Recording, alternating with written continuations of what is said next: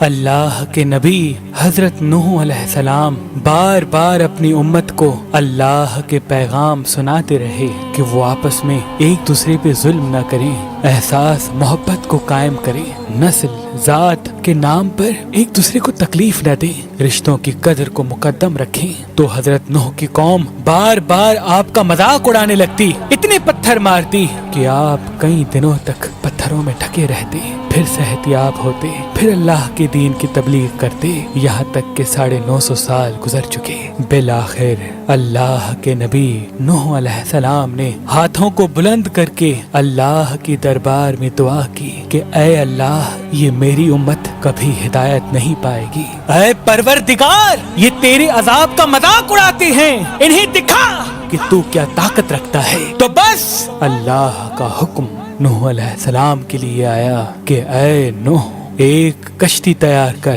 اور اس میں پورے جہان کے چرند پرند کو اور ان انسانوں کو شامل کر جو تم پہ ایمان لے آئے۔ تو یوں اللہ کے نبی حضرت نوح علیہ السلام نے درخت اگائے اور کشتی بنانے میں لگ گئے۔ وہ پوری قوم ہنستی رہی اور نوح علیہ السلام اللہ کے حکم کو تسلیم کر کے اپنے فعل میں مصروف رہے۔ تقریباً 100 سال کے بعد وہ کشتی تیار ہو گئی اور نوح علیہ السلام تمام چرند پرند کے جوڑوں کو ان کشتی میں سوار کر ہی رہے تھے کہ اتنی دیر میں سانپ اور بچھو آپ کی خدمت میں حاضر ہوئے اور کہنے لگے، اے اللہ کے نبی، اس نجات کی کشتی میں ہمیں بھی سوار کرو۔ اللہ کے نبی نوح علیہ السلام نے فرمایا، تم تو انسانوں کو تکلیف دیتے ہو، ان کو کاٹتے ہو۔ تو یوں سانپ اور بچھو رو کے اللہ کے نبی سے عرض کرنے لگے کہ اے اللہ کے نبی، آپ ہماری نسل کو بچائیں، ہم آپ سے وعدہ کرتے ہیں کہ جو بھی انسان سلام علی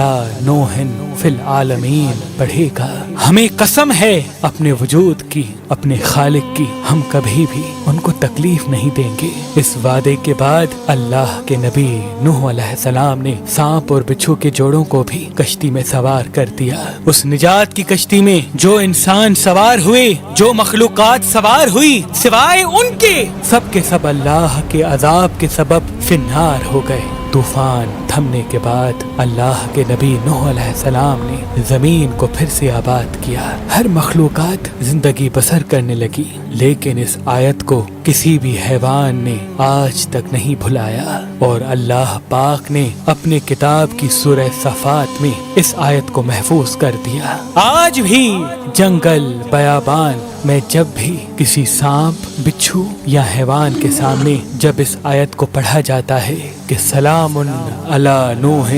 فی العالمین، تو سانپ ہو، بچھو ہو یا کوئی بھی حیوان و جن اس آیت کے احترام اور اس کے پسے پشت وعدے کو سمجھ کے اس انسان کے قریب نہیں آتا۔ بے شک اللہ نے اپنی کتاب میں ہر پریشانی، بیماری اور مصیبت کا علاج رکھا ہے،